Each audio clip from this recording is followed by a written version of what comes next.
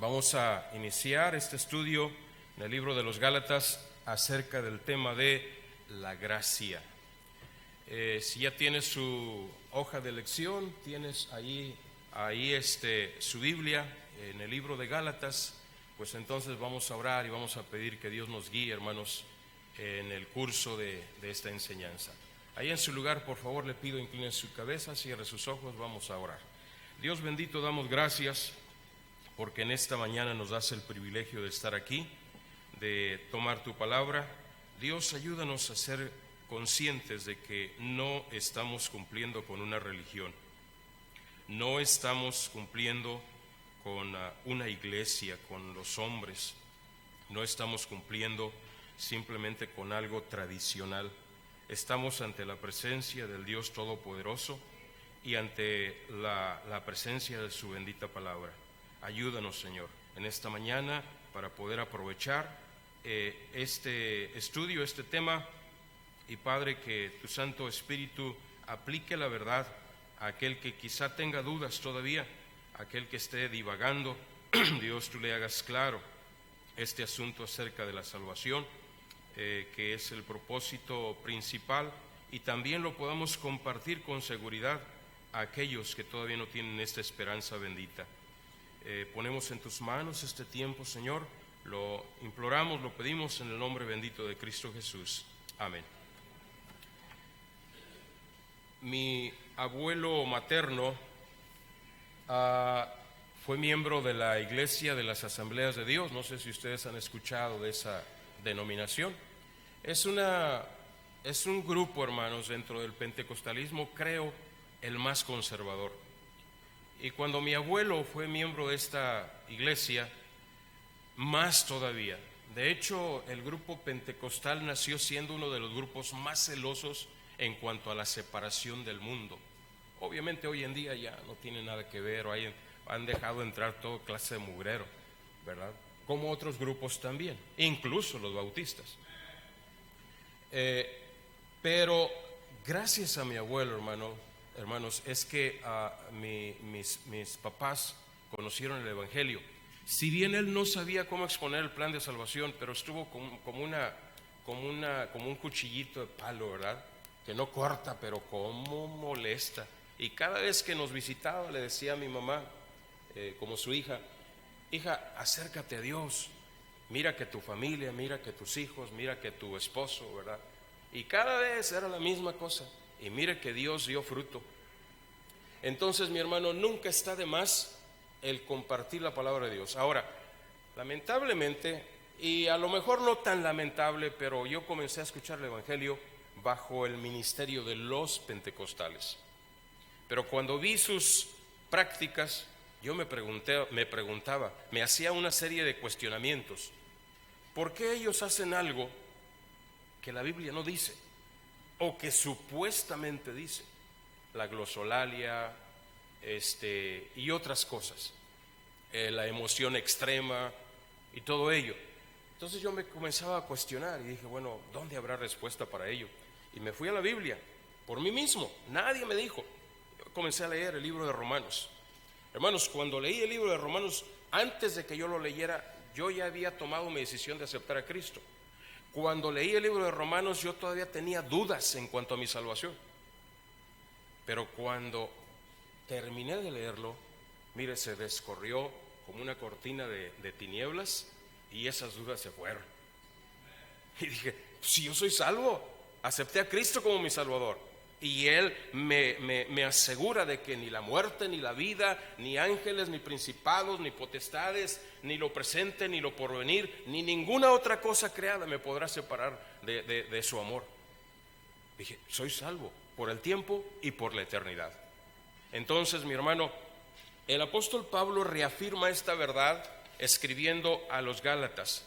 Y yo creo, hermanos, que si no entendemos toda la serie de doctrinas que quisiéramos, yo le pido por favor, por lo menos, póngale una extrema atención, enfóquese bien en lo que es la gracia y la justificación. Si usted entiende estas dos doctrinas, ya está del otro lado.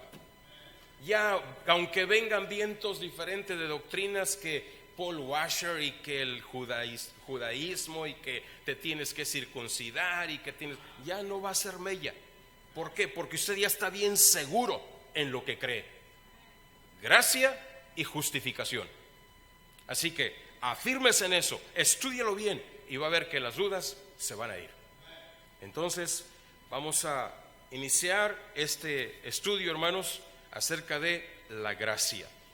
Allí en la introducción nos dice: la carta a los Gálatas ha sido denominada la carta magna de la libertad cristiana, y su propósito principal es mostrar al creyente que la gracia de Dios viene a través del Evangelio.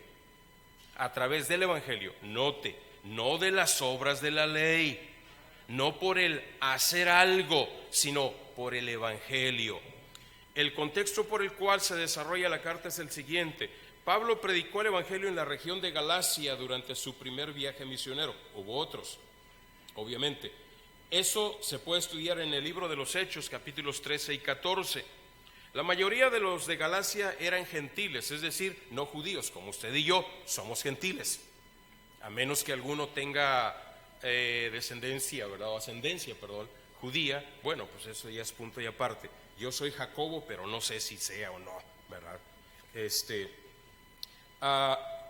Había un grupo de judíos que se habían convertido al cristianismo, que en la ausencia de Pablo ponían en duda la autoridad apostólica de este. Claro, porque decían, pues si este mono, ¿de dónde salió? Él no estuvo con Juan, no estuvo con los demás apóstoles. ¿Por qué se llama apóstol? Y menospreciaban su autoridad.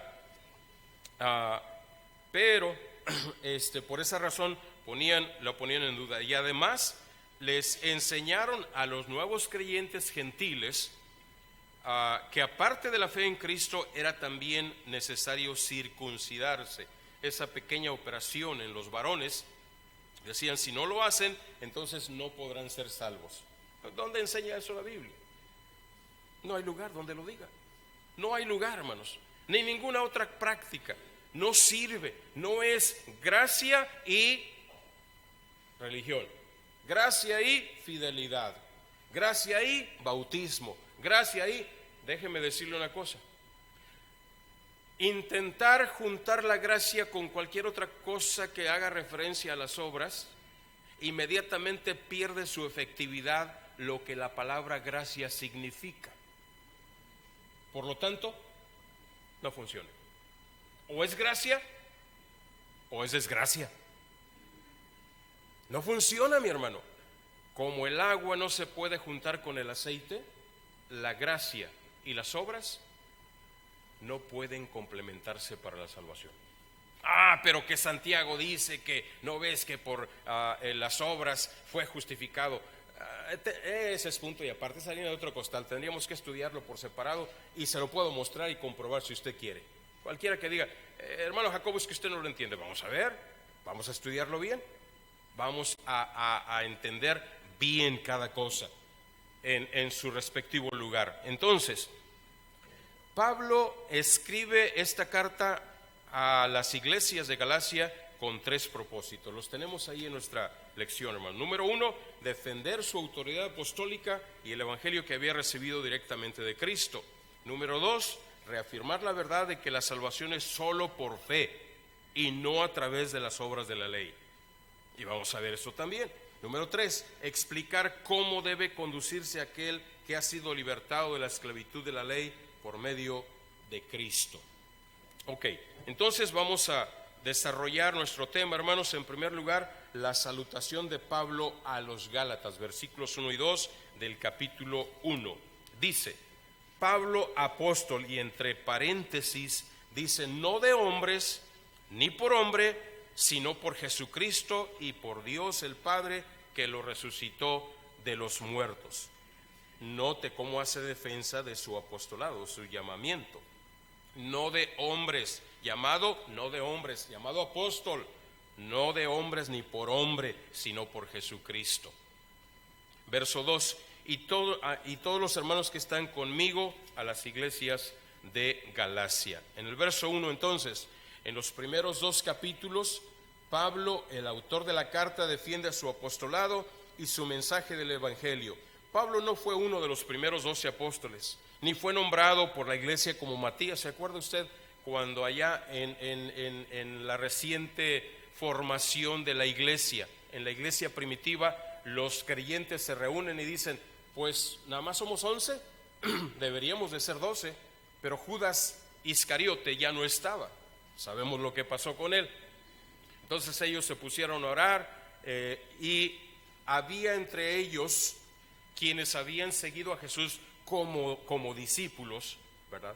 Mas no como apóstoles, a José y Matías. José le llamaban Justo y Matías. Entonces ellos oraron y dijeron, Señor, tú que conoces todas las cosas, dinos cuál de estos dos puede tomar el lugar de Judas. Y escogieron a Matías. Ellos lo escogieron en la creencia de que Dios aprobaría eso. Pero ahora la pregunta era, ¿por qué el Señor Jesús antes de ascender a los cielos no escogió al sucesor o al que tomaría el lugar de Judas Iscariote? No lo hizo. Y yo creo que hubo tiempo, pero no lo hizo. ¿Por qué no? Por una razón. Él tenía preparado a Pablo. Él se le presenta camino a Damasco cuando Saulo, como enemigo de la iglesia, está acompañado de algunos otros hombres para ir con cartas de los ancianos y buscar allá a gente que era cristiana para tomar la presa y maltratarlos. Pero en ese momento, en pleno mediodía, una luz del cielo se le presenta y es Cristo quien lo llama. Dios tenía preparado el lugar. Entonces, mi hermano, Pablo les dice, yo no soy llamado por hombres, yo soy llamado directamente por Jesucristo. Ahora sacan que Pablo escuchó voces que porque tenía problemas con su lóbulo temporal derecho o izquierdo, no sé cuál, ¿verdad? Que por eso tenía problemas y escuchó voces. Válgame usted el favor, ¿hasta dónde llega el inconverso en su afán de despojarse de su responsabilidad? Mire, hay tantas formas de poder comprobarlo. Que si Pablo estaba loco o tenía otros problemas, no lo sé, pero lo que escribió se cumplió, mi hermano. Y por tanto escrito que Él nos ha dejado, inspirado por el Espíritu Santo, es que nosotros podemos entender cosas que de otra forma no entenderíamos. Entonces, en esto Pablo hace su defensa como llamado por el Señor Jesucristo. Entonces, en el verso 2, en la letra B, dice, Galacia era una provincia con varias ciudades. Si nota ahí en la parte derecha de su hoja de lección, está marcado con un circulito rojo, y en la parte superior de ese círculo está Galacia o Licaonia, y están las ciudades de Iconio, Listra, Derbe, y por ahí están otras regiones, Panfilia. Pero en la parte superior está Galacia. Ahora, esta región particularmente estaba conformada por, cuando Pablo fue a predicar, por creyentes no judíos, creyentes gentiles. Pero llegaron los judaizantes y comenzaron a meter ahí su falsa doctrina, ¿verdad? Entonces Pablo les escribe a los Gálatas en el afán de fortalecerlos, de aclararles el asunto acerca de la salvación. En el libro de los Hechos, capítulo 13 y 14, se pueden leer cómo fueron fundadas las iglesias en Antioquía de Pisidia, en Iconio, en Listra y en Derbe. Todas son ciudades de Galacia, según este mapa. Pablo y Bernabé eran los mensajeros que Dios usó para establecer estas iglesias. Ok, entonces ahora vamos directamente al punto acerca de la gracia, versículos 3 al 5. Un tema prominente del libro de Gálatas es la gracia de Dios. ¿Qué es la gracia? Sabemos lo que significa, favor no merecido. Al contrario de lo que hace misericordia, misericordia es no recibir lo que sí merecemos. Eso es misericordia. Pero gracia es favor no merecido. Entendamos bien eso, hermanos. Favor no merecido. ¿Por qué? Porque siendo aún pecadores, Cristo murió por nosotros, voluntariamente quiso hacerlo. Pues ya conocemos la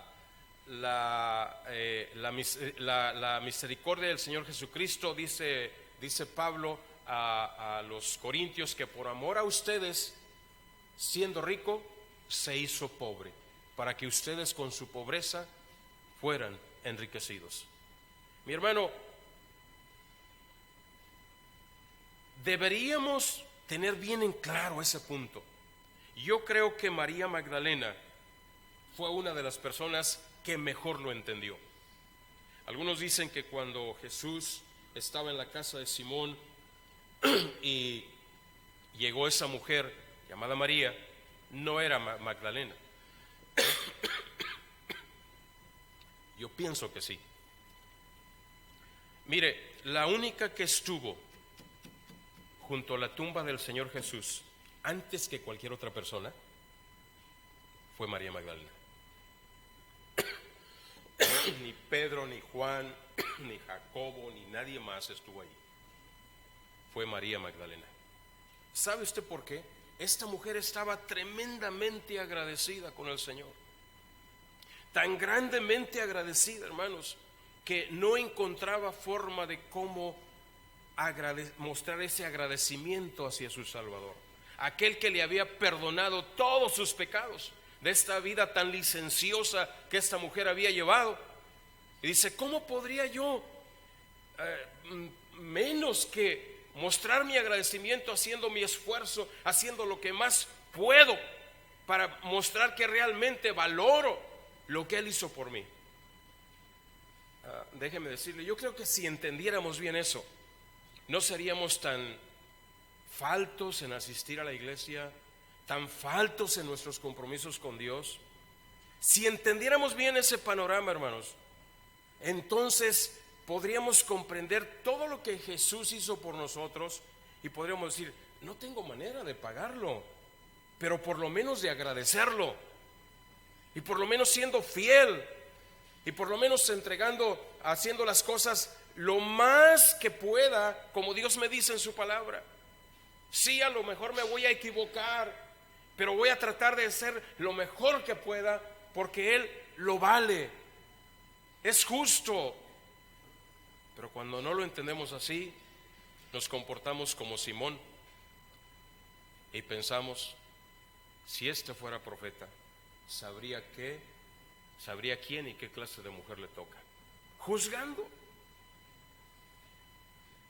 Y para juzgar somos muy buenos.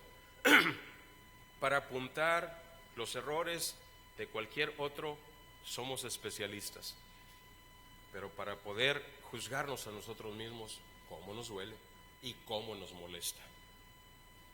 Le dijo Jesús a Simón, un hombre tenía 2 deudores, y como los 2 no tenían forma de pagarle a los 2, les perdonó. Uno le debía tanto que era impagable, al otro menos, pero de todas maneras le perdonó. ¿Cuál crees tú que le amará más? Pues aquel a quien más le perdonó. Así es, ciertamente, Simón, has contestado. Yo llegué aquí y era la costumbre de los judíos que cuando tenían un invitado, cuando entraba, era darle un beso en la mejilla. Dice, cuando entré no me diste beso y no pusiste a alguien para que lavara mis pies, pero mira esta mujer, todo lo que ha hecho por mí. Yo no se lo pedí, pero mira todo lo que hace, por agradecimiento.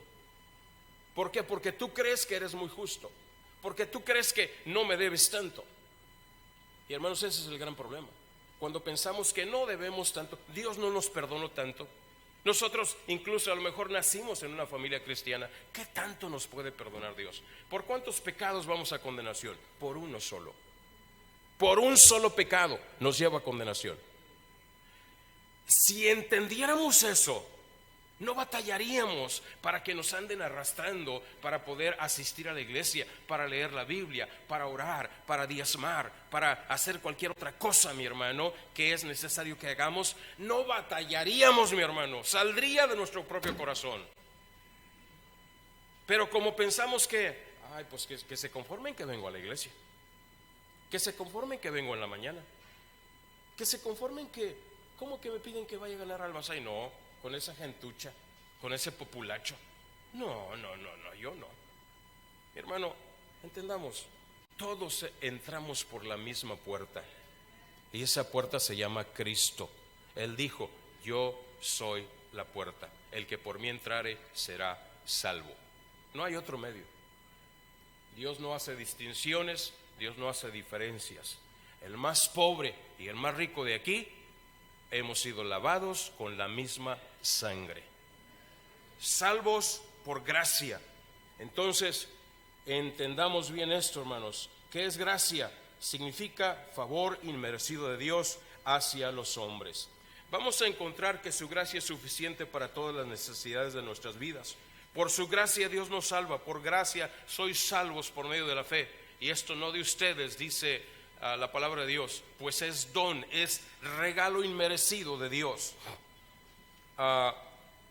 Nos guarda y nos sustenta.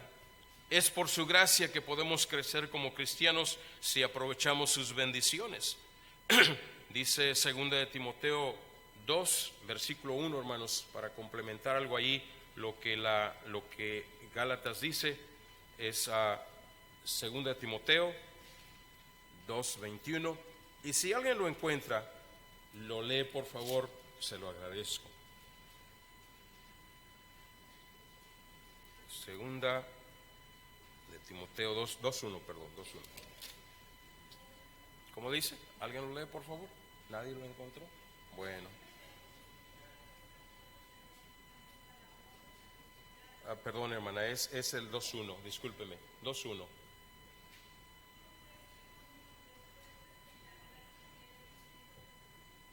Esfuérzate en la gracia, esfuérzate en la gracia, no para ganarla, sino porque ya la tienes, ya fuiste salvo. Ahora esfuérzate, no para mantenerla tampoco, sino porque eres agradecido para con Dios.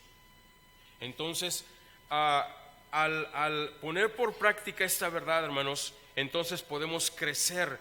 Como le estaba explicando hace un momento, no batallaríamos para que nos insistan en hacer algo, porque ya sabemos que lo debemos a Dios, que estamos bien enganchados, bien comprometidos con Dios, mi hermano, que no hay forma de pagarlo. Aunque pasáramos toda la vida haciendo tanto sacrificio, ni aún así lo lograríamos, pero por agradecimiento no se batallaría para poder estar aquí. Pero cada vez que se abren las puertas, a menos que sea por enfermedad, a menos que sea por cualquier otra cosa, pero que no sea porque simplemente no quisimos venir. Entonces, no batallaremos para desarrollar en nuestra vida cristiana. Es por su gracia que tenemos también paz. Dice Gálatas, capítulo 1, verso 3, dice: gracia y paz sean a ustedes de Dios el Padre y de nuestro Señor Jesucristo. Entonces, ¿cómo recibimos la gracia de Dios? Jesucristo es la vía por la cual la gracia llega a los hombres. Cuando el apóstol Juan escribió su evangelio, lo expuso de esta manera. En el evangelio de Juan, capítulo 1, verso 17, dice: pues la ley, fíjese por medio de quién vino, por medio de quién fue dada. Dice: pues la ley por medio de Moisés fue dada. Pero fíjese la diferencia. Pero la gracia y la verdad vinieron por medio no de Moisés, no de la ley, no de las obras, sino por medio de Jesucristo. La gracia y la verdad vinieron por medio de Jesucristo. Entendamos bien eso, que se nos quede bien en la cabezota. La gracia y la verdad no vinieron por medio de la ley, vinieron por medio de Jesucristo. Entonces, no viene por María, no viene por el bautismo, no viene por la religión, viene por medio del Señor Jesús. Qué lamentable, mi hermano, es cuando la gente no tiene esta esperanza segura. Hace poquito murió una señora vecina nuestra y, oiga, qué triste llora la gente cuando no tiene esperanza. Ahora, nosotros no estamos diciendo que no lloramos cuando sufrimos la separación de un ser querido. Sí, pero no es igual, porque tenemos esperanza.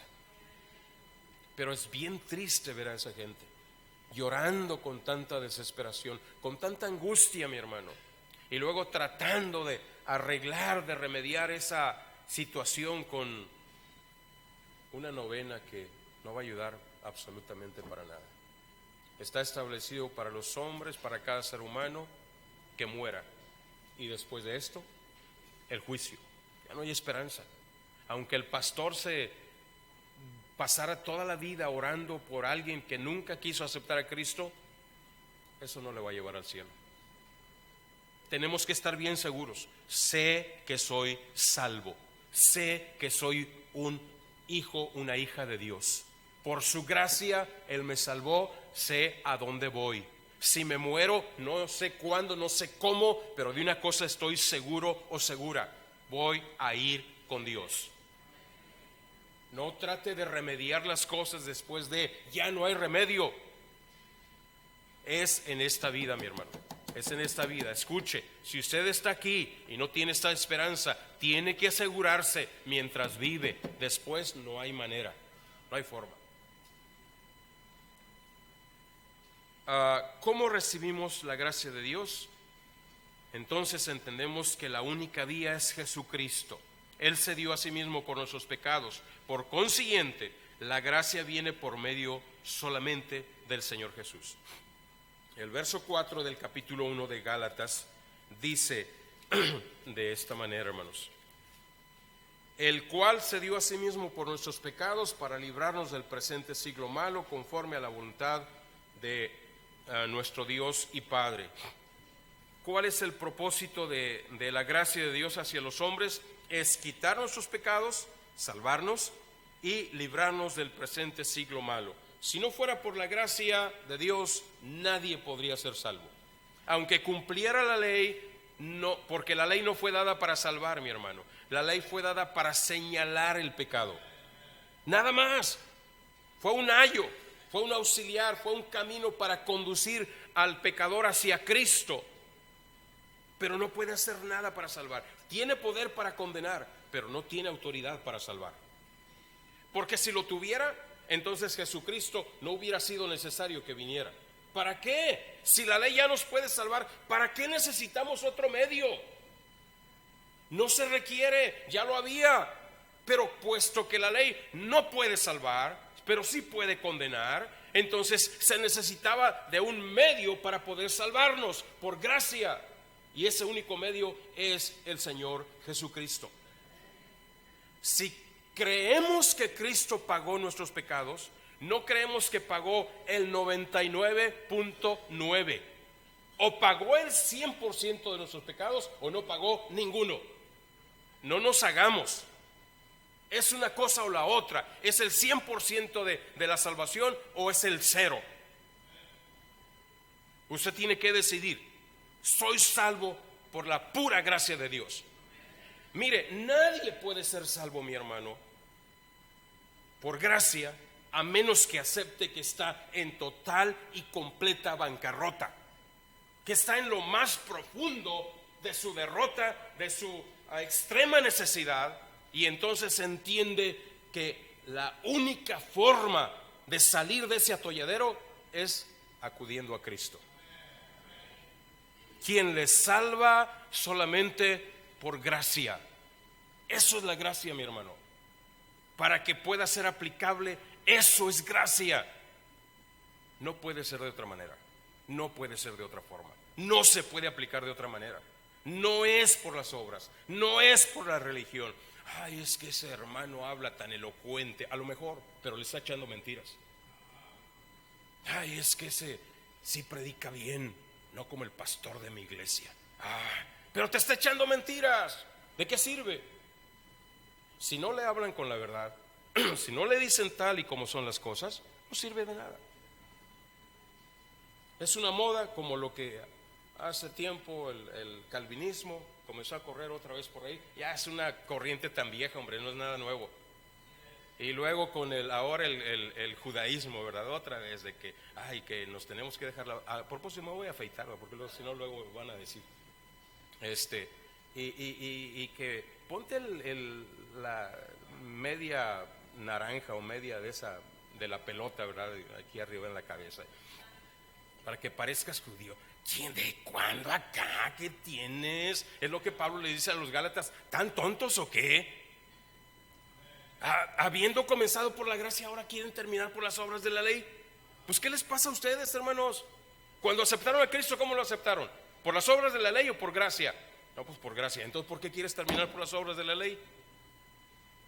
Lea bien el libro de Gálatas, léalo con mucha atención y va a ver cómo le da una santa revolcada que no se le vuelve a ocurrir pensar que la salvación es por obras. ¿Cuál es el propósito entonces? Es quitar nuestros pecados, salvarnos, librarnos del presente siglo malo.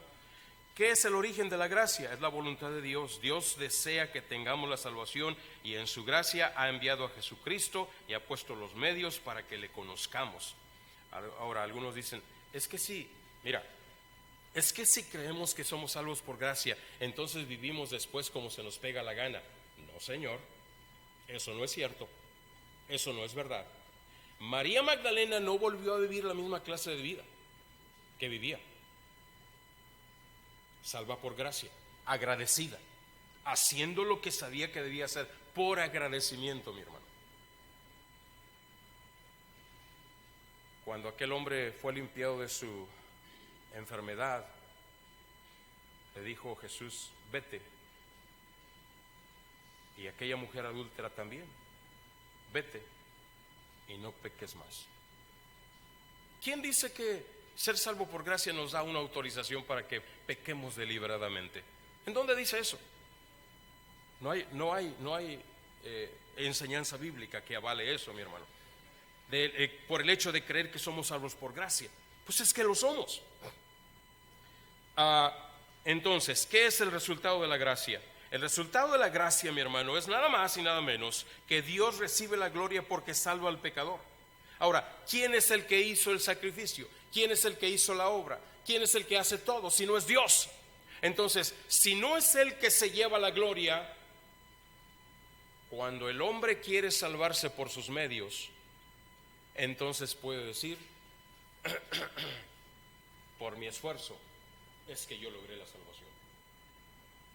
¿No es cierto? Eso es lo que sería, mi hermano. Pero Dios dice no es por tu religión, no es por tus obras, no es por tu bautismo, es por mi gracia, nada más. La religión es el intento del hombre de alcanzar a Dios a través de sus prácticas, a través de sus ritos. A ver si. ¿Cuánto tiempo, hermano? Bueno, Quiroz, ¿se acabó? Ok. Ya vienen, ¿verdad? Que se vengan. No es por la religión, mi hermano, ni por ser bautista. Nadie se salva por ser bautista. Es por Cristo Jesús. Entonces entendamos eso. Toda jactancia queda excluida. ¿Por cuál ley? ¿Por la gracia o por la de las obras? Pues no se puede juntar. O es gracia o son obras. No podemos juntarlas, mi hermano. No podemos decir, sí, soy salvo por gracia, pero voy a complementar la salvación por mis obras. No. Es una cosa o la otra. Entonces, Pablo reprende a los Gálatas. Pablo va directo al meollo principal del asunto. Los Gálatas estaban aceptando a quien pervertía el evangelio de Cristo, lo cual no podía pasarse por alto. Pablo toma tiempo para explicar la gravedad de lo que los Gálatas estaban recibiendo. El que llamó a los de Galacia fue Dios. Aceptaron el llamamiento recibiendo a Cristo como su Salvador. Fue por el favor inmerecido, por la gracia de Dios. Al aceptar las obras como medio estaban despreciando esa gracia. Versículos 6 y 7, un evangelio diferente. No hay otro evangelio, sino algo que estaban pervirtiendo. El evangelio son las buenas nuevas de que Cristo murió, fue sepultado, pero resucitó para salvarnos. Cuando recibimos a Cristo por fe, recibimos la salvación gratuitamente. Es por gracia. No nos cuesta ni una buena obra, ni un rito, ni un centavo, ni tenemos que guardar ninguna ley. Los que añaden estas cosas pervierten el evangelio. Aquellos que se dicen ser evangélicos, hermanos, ¿podrían decir que realmente lo son cuando niegan la gracia de Dios que proviene del evangelio? Pues no, porque están diciendo algo que realmente no creen. Es que yo soy evangélico, ¿de veras? Sí, pero creo que la salvación se puede perder. Pero creo que la salvación se tiene que mantener por obras. Espérame, entonces, ¿cómo es que eres evangélico? Evangélico proviene de evangelio, ¿no? ¿Y qué es el evangelio? Que Cristo murió por nuestros pecados, que fue sepultado y que resucitó al tercer día para ser el único salvador. No un salvador, el único. Los falsos maestros son usados por Satanás para confundir a las personas. Un mensajero no debe ser recibido porque es atractivo, elocuente o amable o bien preparado o porque tuvo una visión, sino porque su mensaje es fiel al evangelio de Cristo. Y no, el apóstol no se anda con rodeos. Anatema quiere decir maldito.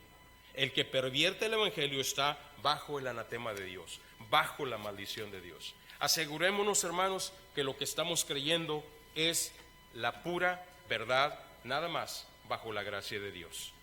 Que Dios nos ayude, mi hermano, a ser fieles a esta verdad, a esta doctrina, y nos mantenga firmes en el camino del Señor de esta manera. Gracias.